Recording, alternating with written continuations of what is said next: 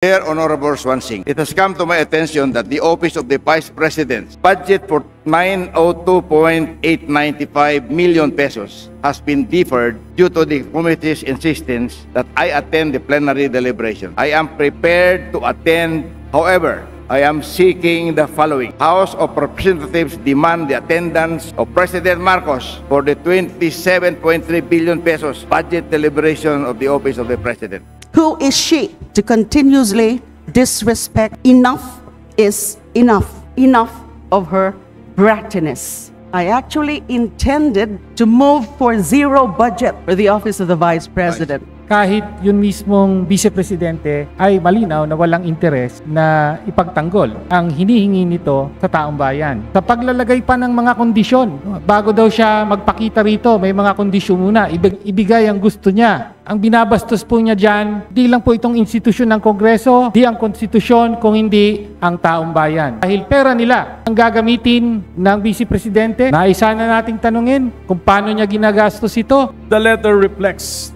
the lingering bad blood between her and the House, particularly the 19th Congress. And it set conditions that are clearly unreasonable and impossible. Despite her absence, para po makita ng taong bayan na itong kongresong ito ay wala pong pinopolitika dito, that's why we will proceed to craft this whole budget, including the budget of the Office of the Vice President. Mr. Speaker. The budget of the Office of the Vice President had suffered so much reductions in 2024 and in 2025. Drastic reductions. Malaki pa rin ang infrastructure budget kaysa education sector.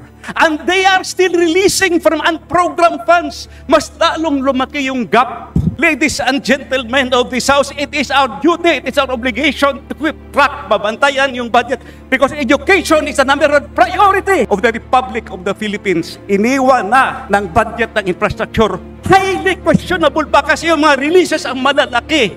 Flood control project. Where can we get respect from that? Di ko na po masyadong papahabain, but in due time, the Makabayan Bloc will move to reduce the budget of the Office of the Vice President. Now is not the time for protection. Now is not the time for immunity. Now is not the time for condition. Kailangan ng taong bayan, transparency, paliwanag. Sobrang nakakagulat na balita. Grabe, PBBM, ginulat si VP Sara. Inutusan na Congress. Napatayo si VP Sara. Zero na budget. Ayon sa nakalap nating impormasyon, may nagmosyong tanggalan ng pondo ang office ni VP Sara matapos siyang hindi sumipot para matanong sa Congress. Nagbigay pa siya ng kondisyong sisipot lang daw siya basta dalawa sila tatanungin sa pondo ni BBM. Grabe, PBBM, ginulat si VP Sara. Inutusan na Congress. Napatayo si VP Sara. Zero na budget. Tara, panoorin natin. We are in receipt of a letter from the Office of the Vice President dated September 25,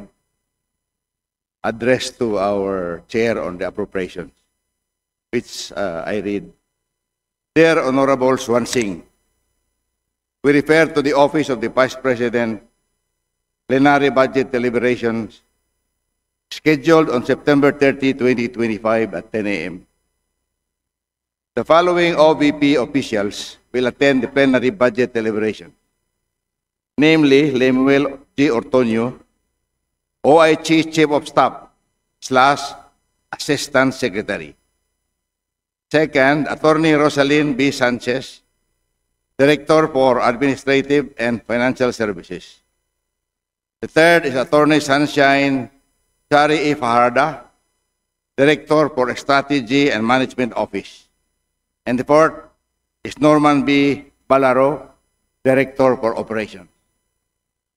Also attached is the list of personnel who will provide technical support and assistance during the said deliberation. We will provide an update in case of changes or inclusion of additional attendees. Attorney Kelvin Jerome A. Tiñedo, Chief of Administrative Officer, will closely coordinate with you on this matter. You may reach him via email at blah, blah, blah, and so on and so forth. Signed, Sara Zimmerman Duterte, Vice President. Subsequently, Mr. Speaker, on September 29, we received another letter in the address to the address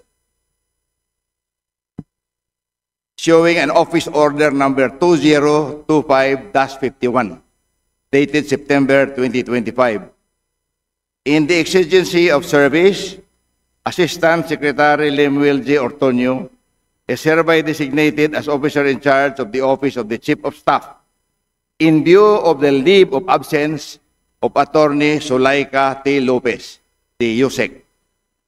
By virtue of this order, ASIC Ortonio shall perform the duties and responsibilities of Chief of Staff, including the authority to sign Civil Service Commission appointment papers related to the document of the first and second level positions, except for the duties as head of the procuring entity, which shall be delegated to Attorney Rosalyn T. Sanchez, Director 4 of the Administrative and Financial Service Office.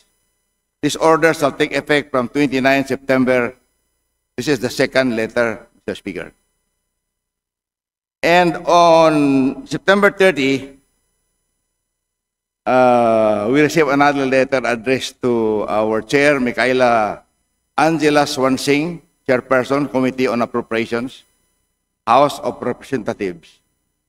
Dear Honorable Swansing, it has come to my attention that the Office of the Vice President, OVP, enclosed in parentheses, budget for 902.895 million pesos has been deferred due to the committee's insistence that I attend the plenary deliberations. I am prepared to attend. However, I am seeking the following. House of Representatives demand the attendance of President Marcos for the 27.3 billion pesos budget deliberation of the Office of the President. Number 2, alternatively, I will attend if the Committee on Good Government and Public Accountability will produce before the plenary schedule a Department of Justice DOJ document confirming that the Immigration Lookout Bulletin Order or ILBO for the following OVP personnel have been lifted. Two conditions, Mr. Speaker. For the following personnel, Attorney Zulaika T. Lopez, Mr. Lemuel J. Ortonio, Attorney Rosalyn T. L. Sanchez, Attorney Sunshine Chari E. Fajarda, Miss Gina F. Acosta, Miss Juliet Villa del Rey, and Mr. Edward D. Fajarda. Let me know by written communication how you wish to proceed. Thank you for the attention on this matter. Very truly yours. Signed, Sara Zimmerman Duterte, Vice President. In view of these letters, Mr. Speaker, we have given the Office of the Vice President utmost respect in the procedures of this Congress in order to deliberate on the budget of the OVP. Mr. Speaker, there's no one from the Office of the Vice President, and I'm prepared to stand alone here and stand for the budget of the OVP. Majority Leader. Mr. Speaker, I move to recognize Representative Leila de Lima of Mamamayang Liberal Party List to interpolate the sponsor of the proposed budget of the Office of the Vice President. The Honorable Leila de Lima is now recognized. Thank you. Thank you, Mr. Speaker. Distinguished sponsor, I will not be interpolating. I will not be asking questions. I will be raising a parliamentary inquiry, then I will make a manifestation. Parliamentary inquiry. First, a clarification. Did I hear it right? That there is no one present from the Office of the President right now in today's, Office of the Vice President right now in these proceedings.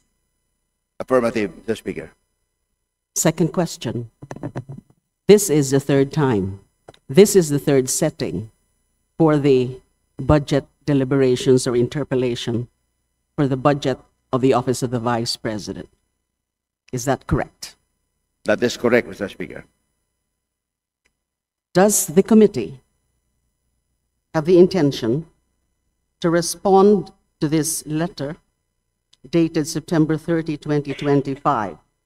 The last letter flashed on the screen about the two conditions, supposed conditions, being demanded by the Vice President about her appearance before this body.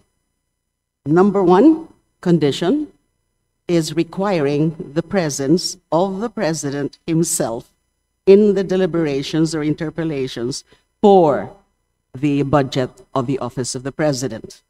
And number two, requiring the lifting of the Immigration Lookout Bulletin for 7 officials of the Office of the Vice President from the list of the Department of Justice. Does the committee have the intention to respond to this letter of the Vice President? Mr. Speaker, the committee will no longer respond to this letter, being the last day today. And I think that should be the right action on the part of the committee. Let me say, for the record, Constitution, at least respect the Constitution of the Republic of the Philippines. The whole budget process is something that is being directed and recognized by the Constitution itself. So disrespecting the budgetary process of this body is a clear case of disrespect of our Constitution. Who is she to continuously disrespect or show disrespect to this body as an institution and to the Constitution? If she can afford to be showing herself up to the Senate, including being there and applauding the former Senate President in his privileged speech, which is definitely not part of her mandate as the Vice President, why can't she not spare a few moments of her time attending to her official function as Vice President to defend the budget of her office? Enough is enough. Enough of her brattiness. So, I rise today to manifest my extreme displeasure about the behavior of our Vice President. And in due time, I will move for the decrease in the budget of the Office of the Vice President. I actually intended initially to move for zero budget for the Office of the President, or for the disapproval of the budget for the Office of the President, the Office of the Vice President, in light of those very questionable actuations on the part of the Vice President. But after some mulling, after some reflections, and out of courtesy also and consideration to the personnel and staff of the Office of the Vice President, I'm just now thinking of moving for the decrease, let's say, for the retention of the MOOE and personal services budget, and get rid of the operational budget for the Office of the Vice President. Again, I will move at the proper time during the period of amendment for that. And I hope that my colleagues will join me in that motion or in that amendment. Thank you. Majority Leader. Mr. Speaker, next to interpolate the sponsor, I move to recognize Representative Antonio L. Tino of ACT Teachers Party List. So move, Mr. Speaker. The representative from ACT Teachers Party List is now recognized. Maraming salamat, Ginoong Speaker, Ginoong Sponsor. Hindi rin po ako tumindig ngayon upang mag-interpellate dahil wala pong silbi ang pag-interpellate sa sponsor. Sumasaludo pa tayo sa kagalang-galang na sponsor, si Congressman Alvarez, sa kahandaan niyang ipagtanggol ang proposed budget ng Office of the Vice President kahit yun mismong Vice Presidente ay malinaw na walang interes na ipagtanggol ang hinihingi nito sa taong bayan. No? At ito po ang mahalagang punto. Lubos po tayong nadidismaya, katulad ng kasama nating si Congresswoman Laila De Lima, sa hindi pagharap sa Kongreso ng Vice Presidente. At hindi lang po lubos na nadidismaya, kinukundi na po natin ito. No? Dahil ang importanteng punto, ang proseso ito ay ang proseso kung saan ang mga opisyal ng gobyerno ay humaharap sa Kongreso upang humingi ng pahintulot na gastusin nila ang pera ng taong bayan. No, ito po ang kahulugan ng deliberasyon na nagaganap nitong mga nakaraang linggo. Humihingi po sa taong bayan, no, dahil gagamitin ang pondo nila ng kanilang opisina. Kaya ultimately, ang binabastos po ng Vice Presidente sa paglalagay pa ng mga kondisyon. Bago daw siya magpakita rito, may mga kondisyon muna, ibigay ang gusto niya. No? Ang binabastos po niya dyan, hindi lang po itong institusyon ng Kongreso, hindi ang konstitusyon, kung hindi ang taong bayan. No? Dahil pera nila ang gagamitin ng Vice Presidente. Naisa na nating tanungin kung paano niya ginagastos ito. Ditong mga nakaraang taon, galing mismo sa sarili niyang bibig, ay 18 times po nagbiyahe abroad. Galing mo mismo sa sarili niyang bibig, karamihan doon personal na mga lakad. No? Iba't ibang bansa ito, kasama ang Japan, kasama ang ilang mga bansa sa Europe at sa Middle East. No? Gusto po sana nating tanungin dahil nanggaling din sa opisina niya mismo na gumastos ng total of utilization for international travel ay 7.473 million pesos at total for domestic travel 13.207 million pesos for a total of 20.8 million pesos sa mga travel ng Vice Presidente. Dinidiin po niya ron na kahit na personal ang lakad niya at kapag personal ang lakad niya, yung pamasahe daw niya at personal na gastos, hindi daw galing sa pera ng taong bayan. Pero inamin din niya na dahil siya ay Vice Presidente, ay kailangan pong bayaran ng taong bayan ang pasahe at iba pang gastusin ng kanyang staff. No, whether yung kanyang security or yung staff ng Office of the Vice President. At higit sa lahat, Mr. Speaker at Ginoong Sponsor, siya lang po ang makakasagot nito. Hindi po kayo, kaya hindi na nga po tayo nag-interpellate.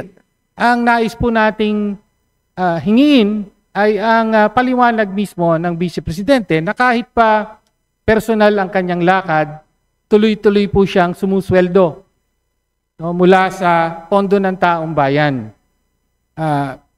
Second highest paid official of the national government ang Vice Presidente. Salary grade 32, umaabot po yan sa almost 400,000 a month, 398,686 a month. Yan po ang sweldo ng Vice Presidente, buwan-buwan. Ngunit sa kanya mismo nanggaling, madalas ay lumalabas siya on personal trips. Ang ordinaryong kawani po ng gobyerno ay, of course, hindi pwede gawin yon. Pag ginawa yon, sa minimum, bawas sa sweldo, sa maximum, pwede pang matanggal. Of course, Vice Presidente siya, hindi mangyayari yan. All the more, ang kanyang obligasyon at responsibilidad na kumilos nang isinasaalang-alang ang interes ng taong bayan. No? Gusto rin po sana nating tanungin ang Vice Presidente kaugnay sa kapansin-pansin na mababang utilization rate ng kanyang budget. No? For 2025, sa 744.14 million pesos na budget ng OVP, ni-report po na sa kalagitnaan ng taon, 34.3% pa lamang po ang nagagamit. At nang tanungin po natin, nung panahon ng budget briefing, ganito po ang sagot niya. Sabi po niya, ano po ang paliwanag dito? Yan ang tanong sa kanya. Yes, marami kaming procurement na tumagal. Hindi siya nasimulan by January, Madam Chair, yung procurement. So maraming mga procurement na June, July, August na nasimulan. Yun lang po ang kanyang paliwanag. Mabagal na procurement. No? Gitna na ng taon ay wala pa raw procurement. Ang expectation po sa lahat ng mga opisina ng gobyerno na ang isubmit na budget kailangang handa ng ma-implement by January. No? Kaya mataas po ang hinihingi natin sa ibang mga ahensya. Hindi po obra yung kalagitnaan ng taon pa lang magsisimula ang procurement. Nais po sana nating i-relate sa naging performance din ng Vice President nung siya ay kalihim ng DepEd.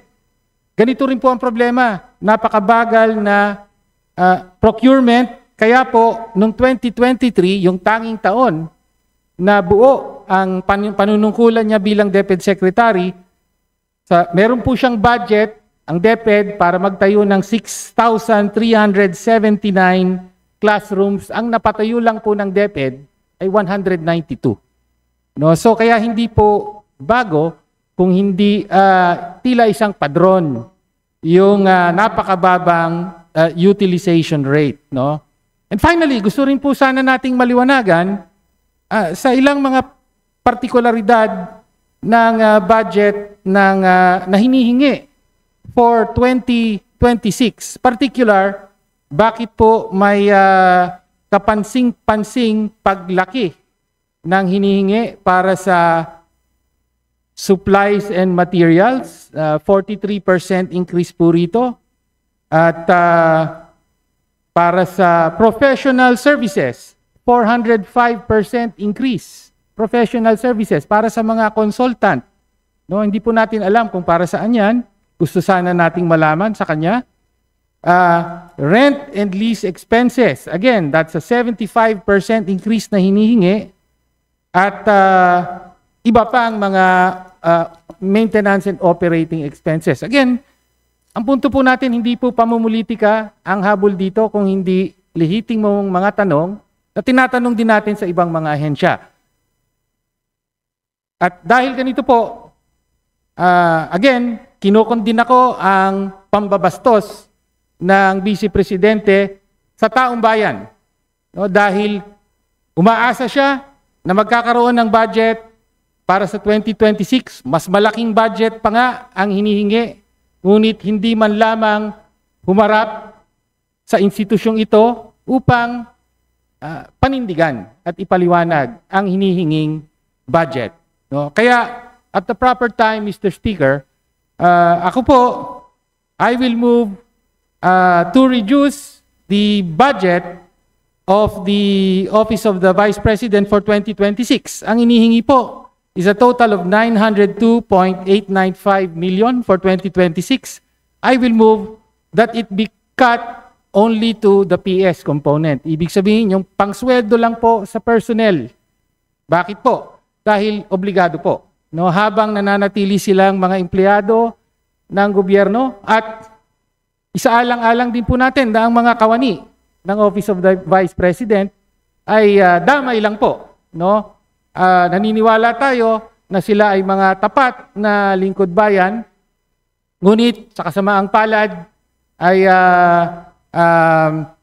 iba ang asal ng kanilang head of office. So I will move that the budget be reduced merely to the PS of 198.8 million pesos at the proper time, since the head of office herself has not deemed it necessary to defend the budget proposal of her office. So yun lang po, Mr. Speaker at ginoong sponsor, maraming salamat.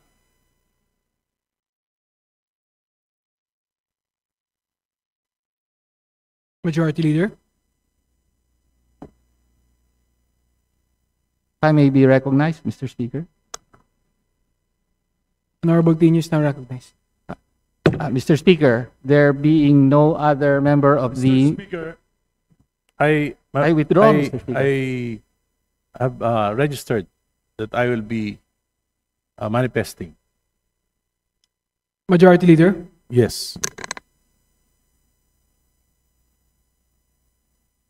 Mr. Speaker, next to interpolate the sponsor, I move to recognize Representative Egay Erice of Caloocan City. So move, Mr. Speaker. The Honorable Erice is now recognized. Thank you, Mr. Speaker, Mr. Sponsor. Dear colleagues, the letter of Vice President Sara Duterte, with all due respect, reeks of hate and impropriety.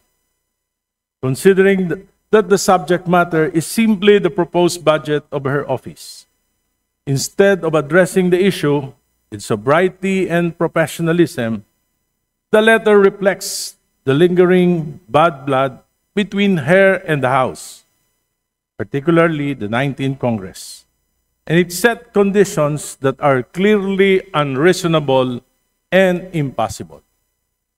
However, I firmly believe that the 20th Congress is doing its duty well in providing our people with the best possible budget for fiscal year 2026.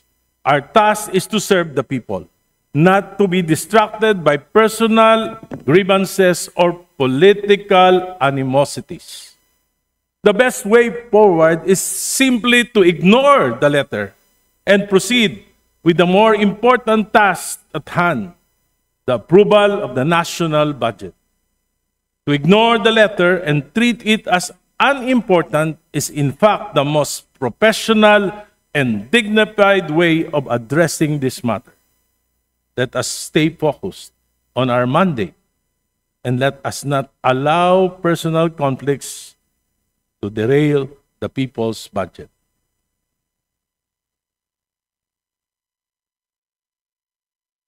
Mr. Speaker, mas mabuti pong wag na nating patulan ang sulat.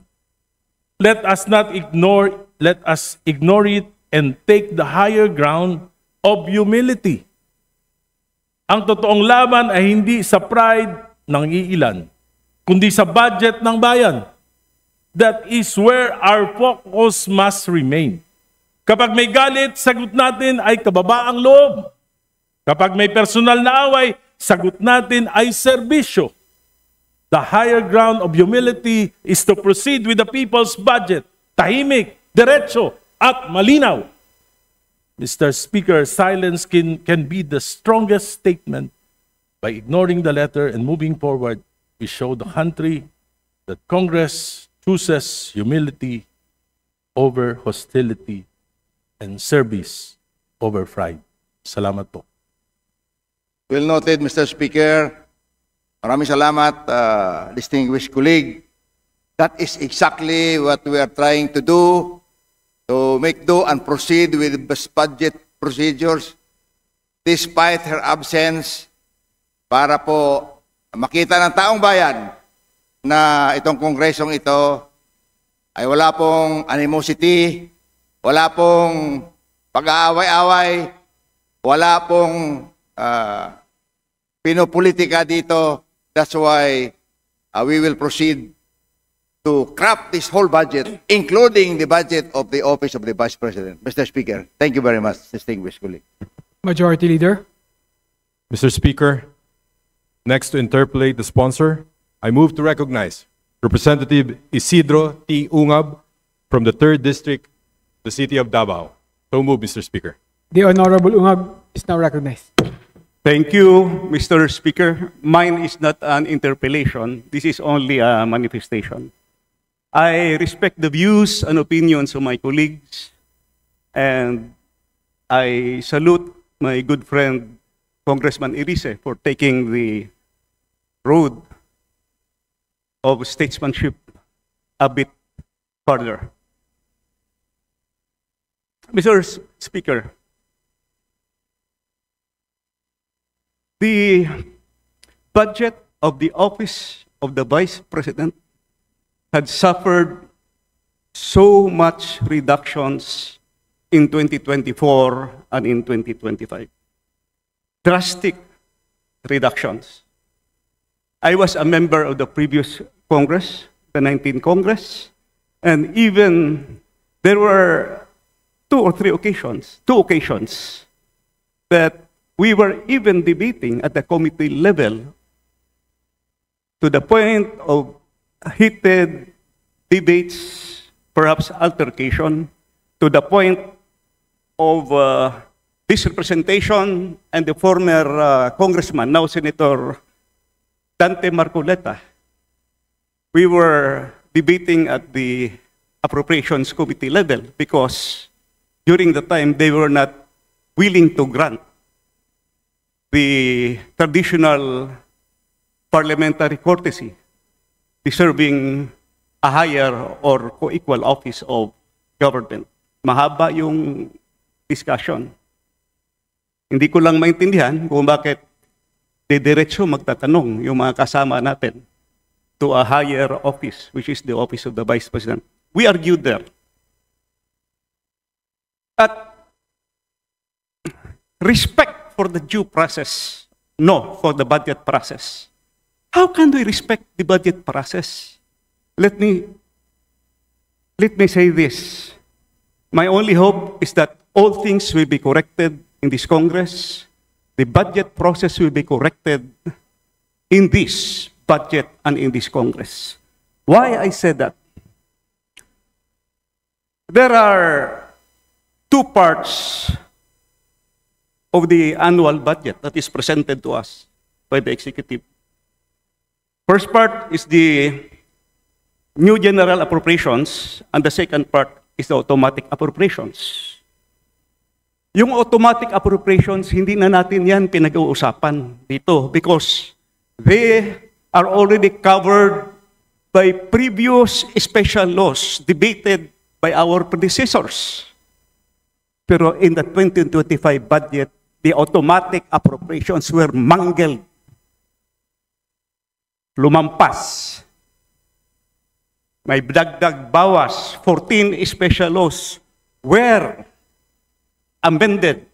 Kasama na yung PhilHealth law at saka syntax law amended. Ang daming ginalaw. 14 special laws sa automatic appropriations na hindi dapat ginagalaw yan. Pagdating sa new general appropriations, kaya nga tayo tinatawag na General Appropriations Act, New General Appropriations, yun yung ating didiscuss.